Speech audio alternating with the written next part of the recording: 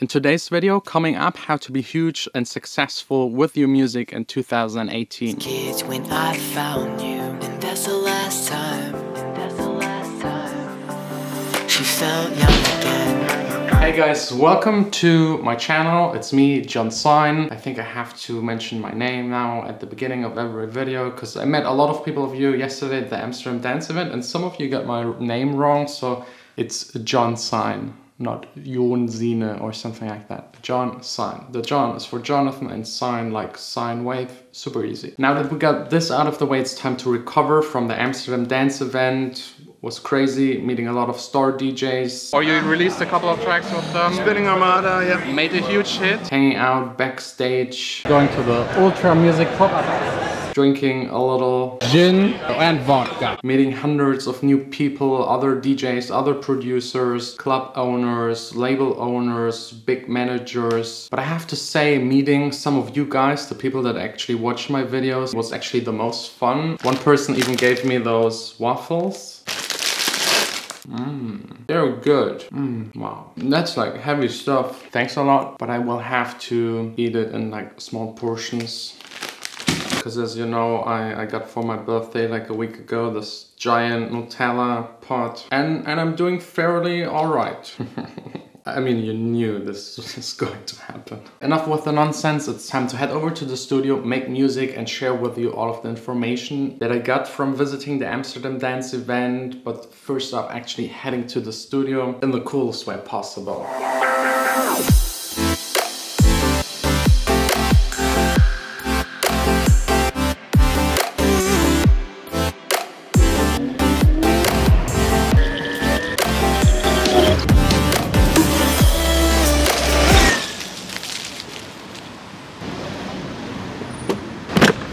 Way too cold and windy for the scooter. That's definitely how you know you're addicted to that thing. Finally made it to the studio and I'm expecting a really cool package. I've been waiting for this already for 2.5 weeks. So welcome to my studio. That's the place that I love the most and I just couldn't wait to place the camera and do like a small unboxing. It's anyways not that interesting for you, probably for me it is. It's like in this box, that's the machine. And I will explain in a couple of days to you what this thing is all about. I first have to figure out how to actually use it. And it doesn't really have anything to do with music. Or maybe it has. Depends on how you view it. Now let's get to the juicy part, to the things that I learned at the Amsterdam dance event, the things that I learned in the past couple of years, being an independent artist, running my own label, working with other artists together, networking, having connections to clubs, doing DJ gigs. And I have to say now, at the end of 2017 and like for the next year in 2018,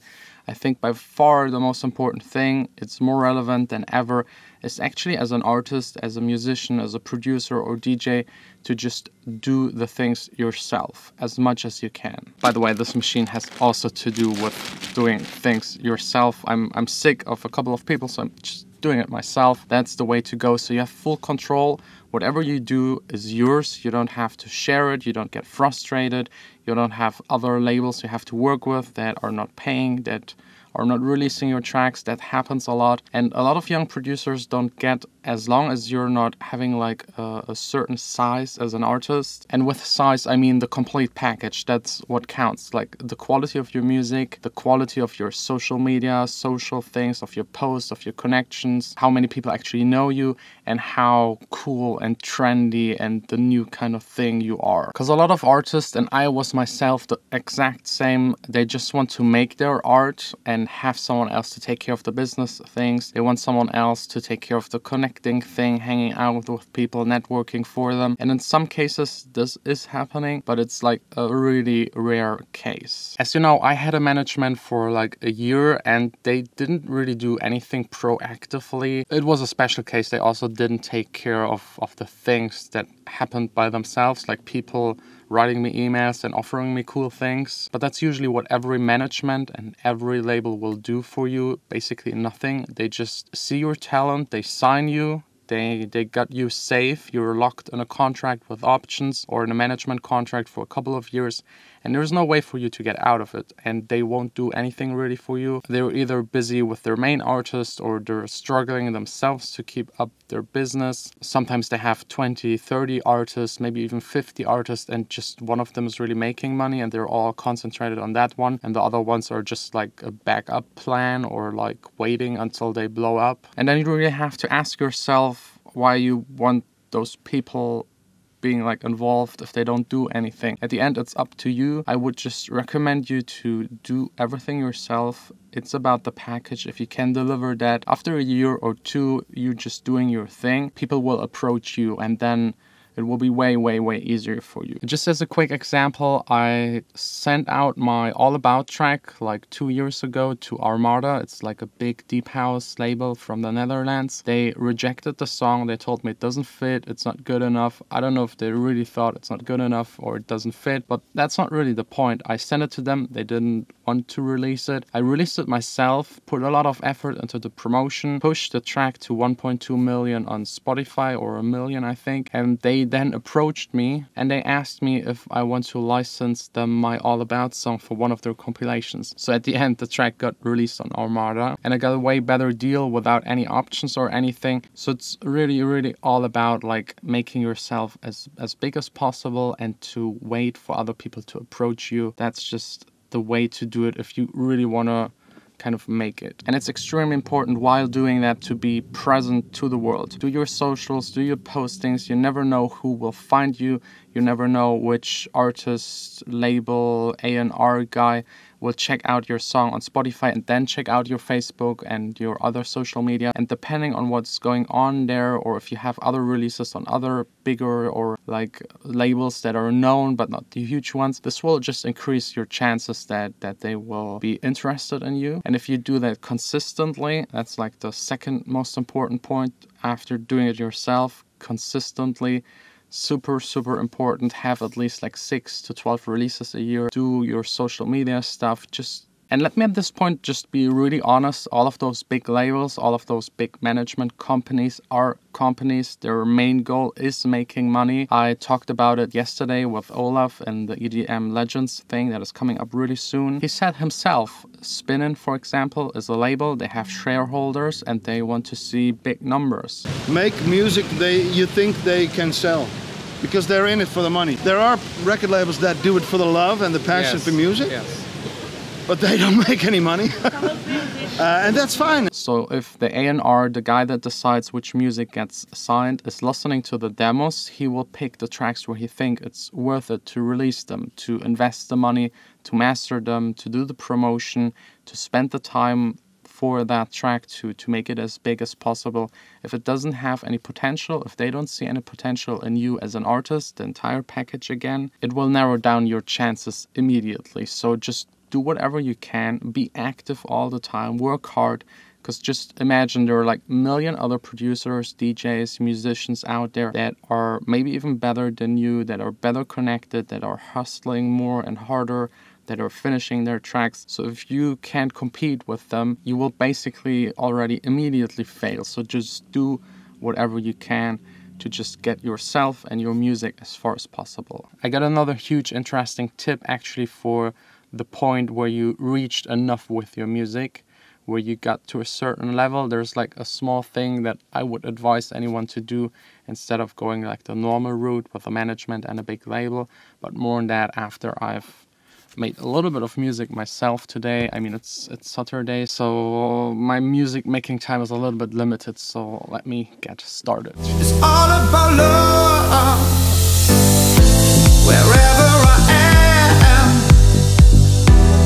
wherever you are. Okay, all done making music in the studio. I have to leave. Vanessa's already waiting for half an hour for me to finish. Half an hour? Hour? Almost. Sorry, so let's go. So yeah, that's probably one of the secrets as a musician, to have a girlfriend like Vanessa that is patient and waiting and kind of lives through with you through all of the weird things that happen when you're kind of making music full time, and what it's like being together with a DJ and producer. think that says it all. Yeah, but it's really important to have like family, friends, people that support you. That's definitely worth a lot. Without my parents, without Vanessa, without all of my friends, and without all of you guys, I wouldn't be there where I am right now. Next up, one of my favorite things in the world, definitely grocery shopping and returning all of those refundable bottles. That's like all of the stuff left. No, it's not. No? Okay, that's almost all of the stuff left from my birthday party, the crazy birthday party.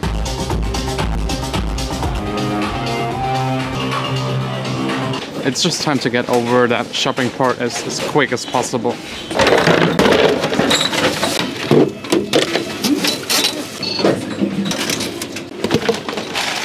Fun, huh? Hey, why? Why? I mean, I could make music instead of being here. It wasn't actually that bad, and we even got money back. That's how much refundable bottles we had. It's a weird system in Germany, all for the environment. Yeah, but actually it's a good idea. What should we do with the $5? Döner? So now back home, just telling you the last thing, kind of the step when you achieved a certain level as a producer that you then can take, which is like the smarter way to do it. A couple of hours later, I don't really know what happened. Kind of fell asleep on the couch watching Netflix. I didn't really sleep a whole lot while being in Amsterdam and all of the party, meeting, drinking, vlogging, editing, traveling. And you know, instead of staying at home, relaxing a little bit and recovering, I'm getting ready for a birthday party. I promised Vanessa to go there. It's like from her family, and it's really always nice, good company, good food, drinks and all that stuff. But I think I had enough of it in the past 2 weeks. My birthday, then Amsterdam, now again the next party. Are you ready? Yeah. Are you waiting already? Yes, again. Always hustling, always grinding. What do you mean with that? Looks amazing, let's go. I think as far as I remember, I still haven't told you about this one thing I would do if I ever reach like a certain size as an artist. And it's honestly just simple. It's a thing every company would do. If I ever get to the point where I can't handle all of my emails, business stuff, and it would hurt me making my music, I would definitely just start hiring people. So maybe an assistant that helps me with emails, maybe someone that is a label manager taking care of the label part and all these kind of things. And I think that's really like the next big step, next big goal for me, and for me advancing with what I do, because that way I can focus more on other things, new projects, and have someone else take care of the things that are already established. You want to be my assistant? No, thank you. I will pay... I will pay really not a lot, but you can be part of the vlog. I'm already part of the vlog. You could do the diffuser in my studio. No, thank you. No? Mm-mm. What do I have to do that you become my assistant? Pay me a lot? Yeah, so maybe 1 or 2 more interns this year and the beginning of next year, and then maybe trying to hire someone part-time. That would be already great. I will now try to survive the evening, be nice, trying acting awake, and we will see us tomorrow again, maybe back in the studio, I don't know. Am I allowed to go tomorrow to the studio? No. Oh, okay, you see, because we didn't even spend 1 day this entire week. So at least 1 day per week is a Vanessa day. Vanessa day. Vanessa. Does that sound good? Yeah, you can go to the gym with me. At 10. You will be picked up at 10. No. Okay, don't forget to like, subscribe. Tomorrow, another fun vlog. And if you want to check out what it was like at the Amsterdam dance event, I will link up both of the videos at the end of this one. Sign up. It's all about love. Just arrived to the party. By the way, I forgot to mention I have the sineUP thing going on where you can release your own music, keep all of the rights, keep all of the money. The link is down below, and that's it.